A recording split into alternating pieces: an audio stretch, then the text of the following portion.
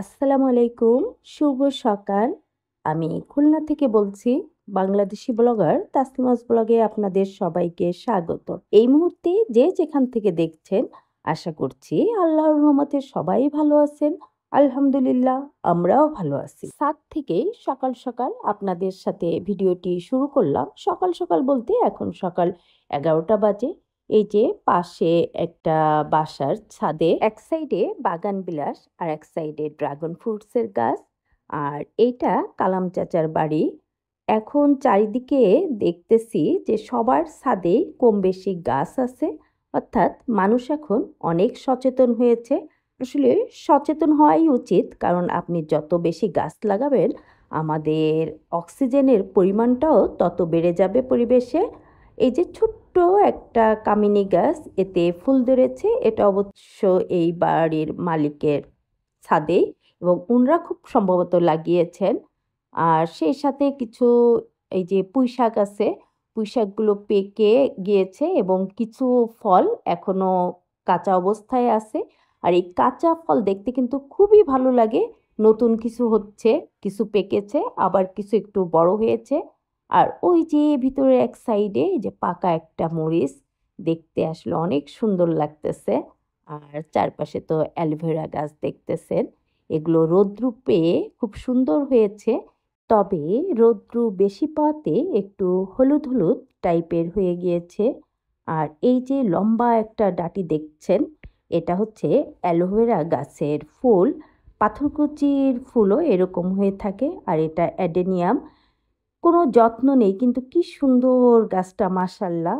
এখানে দুটো ফুল ছিল, এখন ঝরে পড়েছে। অন্য একটি বাড়ির ছাদেও বেশ অনেকগুলো ফুলের গাছ দেখলাম। আর প্রত্যেকটা বাড়িতেই প্রায় কম বেশি ড্রাগন ফ্রুটসের গাছ আছে।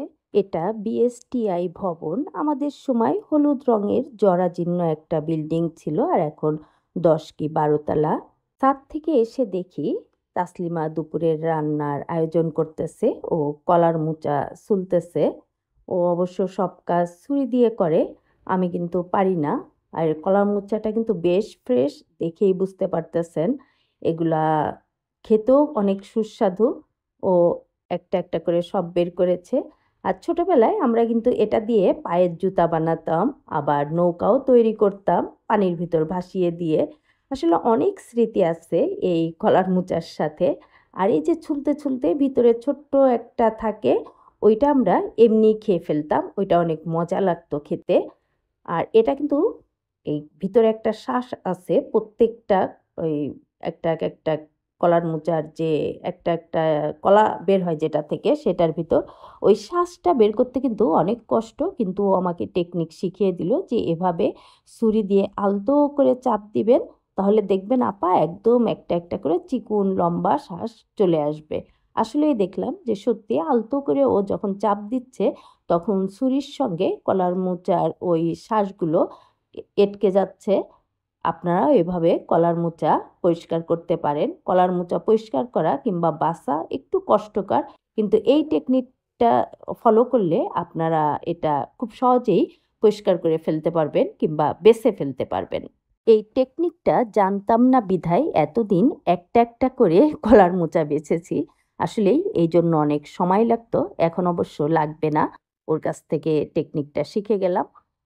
দুটো মোচা নিয়েছিল, একটা বাছা হয়ে গিয়েছে, আর একটা দিয়ে ওই যে ফুল তৈরি করতেছে। এটা হচ্ছে একটু ডিপ কালারের পাপড়ির থেকে হচ্ছে।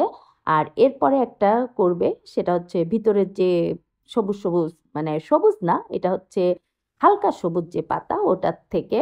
আর এটা কিন্তু শরীরের জন্য অনেক উপকারী এবং দামও কিন্তু বেশি না।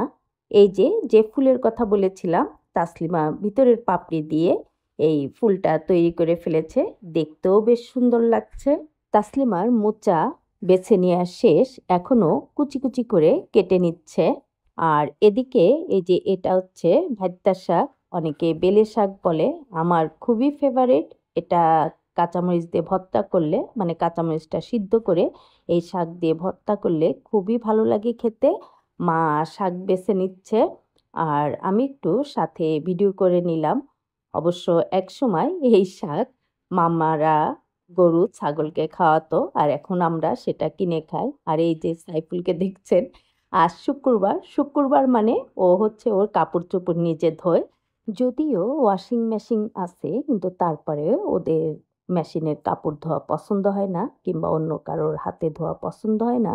এজন্য শুক্রবারে সবাই যার যার কাপড় তার নিজেরাই ধোয়, এবং সেই সাথে ওরা আবার বাথরুমটাও পরিষ্কার করে। ওরা বলতে আমার ছোট ২ ভাই এবং ভাইয়ের ছেলে, তাকিও নিজের কাপড়-চোপড় নিজে ধোয়। এভাবে মিলেমিশে কাজ করার নামই হচ্ছে পরিবার। এখন অনেক ছেলেরাই আছে, তাদের ফ্যামিলিতে অনেকভাবে হেল্প করে, এভাবে ঘরের কাজ করে। এটা আসলে একটা খুব ভালো দিক। এদিকে তাসলিমা আর আমার সেজ বোন, ওরা ২ জনে মিলে হাঁস পরিষ্কার করতেছে। আব্বাস গ্রামের বাড়িতে গিয়েছিল, সেখান থেকে আমার মামাতো ভাই ৩ টা হাঁস দিয়ে দিয়েছে। আমি তাসলিমাকে বলতেছিলাম যে, "প্রথমে চাউলের গুঁড়ি ভালো করে মাখিয়ে তারপর গ্যাসের চুলার উপর ধরো। দেখবে যে এগুলো পুড়ে যাবে, কালো যে লোমগুলো আছে সেগুলো।" ও সেটাই করতেছিল। হাঁসের স্কিনটাই হচ্ছে মজার। স্কিন না থাকলে একটুও মজা লাগে না খেতে, কারণ স্কিনের নিচে তেল থাকে। এই যে তাসলিমা এখন হাঁসটাকে উল্টিয়ে পাল্টিয়ে গ্যাসের চুলায় সেঁকে নিচ্ছে। তারপর এটা সুন্দর করে আবার ২-১ টা লোম থাকলে সেগুলো তুলে ফেলে তারপর এটা কেটে নেবে। আর এদিকে অর্পি সরিষা বাটতেছে। আমি একটু আচার তৈরি করব, আর হাঁসের মাংসেও সরিষা দিব। এইজন্য তাসলিমা আমাকে হাঁসটা সুন্দর করে ধুয়ে দিয়েছে। এখন আমি মসলা মাখিয়ে ৩০ মিনিটের জন্য রেখে দিব। তারপর এটাকে আমি চুলায় রান্নার জন্য বসিয়ে দিব। ৩০ মিনিট পর আমি হাঁসটা রান্নার জন্য চড়িয়ে দিয়েছি। এই দেখুন, আমার তরকারিটা টকবক করে ফুটে উঠেছে। যদিও হাঁসের স্কিনের নিচে লোম ছিল, তারপরও কিন্তু হাঁসটা বেশ ফ্রেশ থাকায় এটা তাড়াতাড়ি সিদ্ধ হয়ে গিয়েছে, এবং তরকারির কালারটাও খুব সুন্দর হয়েছিল। অবশ্য রান্নাঘরে লাইটের স্বল্পতার কারণে বোঝা যাচ্ছে না। এই দেখুন তরকারির কালারটা, উপরে সানসেট থাকায় এই অবস্থা হচ্ছে। আর এই যে আমার সেজ বোন হাঁড়িটা সুন্দর করে মুছে নিচ্ছে, কারণ যখন আমি রান্না করেছিলাম তখন টকবক করে মশলা হাঁড়ির সাইডে লেগে গিয়েছিল। আর এদিকে এই যে মাছ রান্না করে নিল, এইটা পাবদা মাছ, আর এটা রয়না মাছ মানে ভেদা মাছ, অনেকেই মিনি মাছও বলে। আমরা সবাই একসঙ্গে হলে মিলেমিশেই রান্না করি। এটা কলার মোচা ভাজি, আর এটা হচ্ছে কলার মোচা ভর্তা বা ঘন্ট। এটা বেটে করা হয়েছে। এটা আলু ভর্তা, এটা ডাঁটনি মাছ ভাজি। আব্বার খুবই পছন্দের ছিল এটা কচুরলতি, এটা ডাল। এই তো এগুলি সব দিয়ে মিরাজকে খেতে বসিয়ে দেওয়া হয়েছে। মিরাজ খাচ্ছে। আমরা অবশ্য ২ বার বসেছিলাম। প্রথমে মিরাজকে দিয়েছি এটা হাঁসের মাংস, আর এটা হচ্ছে ফার্সে মাছ ভাজি, খুবই মজার। আর এটা মিনি মাছ, প্রথমেই দেখিয়েছিলাম। এটা পাবদা মাছের তরকারি, আমার কাছে খুব মজা লাগে। পেঁয়াজির কালি দিয়ে রান্না করা হয়েছিল। যেহেতু খাবারের তুলনায় মানে খাবারের আইটেমের তুলনায় টেবিলটা ছোট, এজন্য সব খাবার একসঙ্গে রাখা হয়েছিল না। মিরাজ যেটা যেটা পছন্দ করে ওকে আগে সেটা দিয়েছিলাম। এবার কিছু স্মৃতি আপনাদের সাথে শেয়ার করি। এই যে একটা মাংসের বোল বা বাটি দেখছেন, এটা আব্বার স্মৃতি। আমার জ্ঞান হওয়ার পর থেকেই এটা দেখেছি। অনেক মাংস কিংবা অন্যান্য তরকারি এতে উঠিয়েছে মা। আর এটা একটা সসার মানে চিলুমচি। এখন তো হাত ধোয়ার প্রবণতা নেই, কিন্তু আমরা যখন ছোট ছিলাম তখন এই প্রবণতাটা ছিল। এটা গেস্ট আসলে আমরা টেবিলের উপর রেখে দিতাম হাত ধোয়ার জন্য। এটা স্টিল কিংবা সিলভার অথবা এই ধরনের কোনো কিছু দ্বারা তৈরি একটা প্লেট। এরকম প্লেট ৩ টা ছিল। ২ টো এই টাইপের, আর একটা ৩ টা ভাগ করা ভিতরে। আর এটা হচ্ছে পাইরেক্সের একটা বোল। এটা মা ডিমের কুরমা অথবা মাংসের কুরমা এটা ব্যবহার করত তোলার জন্য। তবে এটা তখন আমরা কুরমাদানি বলতাম। তখন অবশ্য এটা একদম পানির মতো সাদা ছিল। এখন এত বছর পর এটা একটু লালচে লালচে টাইপের হয়ে গিয়েছে। আর এটা একটা কাঁটা চামচ, ডুবো তেলে কোনো কিছু ভেজে ওর ভিতর থেকে তোলার জন্য এই কাঁটা চামচটা ব্যবহার করা হতো। দেখেন মাথার দুটো কত শার্প আর খুব সুন্দর। এত বছর পরেও যেটা যেমন আছে সেটা তেমনই আছে।